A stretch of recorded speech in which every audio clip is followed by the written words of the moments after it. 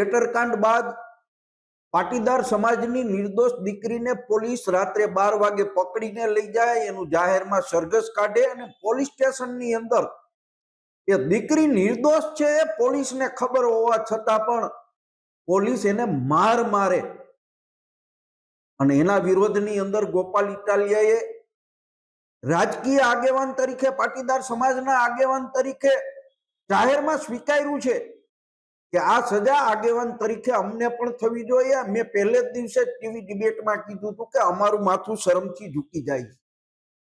મારે પાટીદાર સમાજના સૌ આગેવાનોને કહેવું છે કે જો આ દીકરીને આપણે ન્યાય ન અપાવી શકીએ તો સામાજિક સંસ્થાઓ આપણા સમાજની છે, એ સામાજિક સંસ્થાઓમાં કે રાજકારણમાં રહેવાનો મને કે કોઈ પણ પાર્ટીના આગેવાનોને અધિકાર નથી.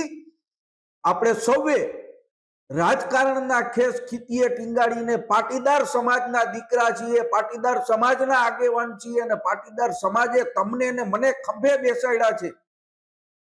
મિત્રો, એટલા માટે સમાજમાં મુઠ્ઠી ઉચેરા દેખાય છે, પણ સમાજ માટે કાંઈ નહીં કરી તો આ સમાજ જેથી ખંભા ઉપરથી ઉતારી દેશે ને ત્યારે ટચુકડા નાના થઈ જશું.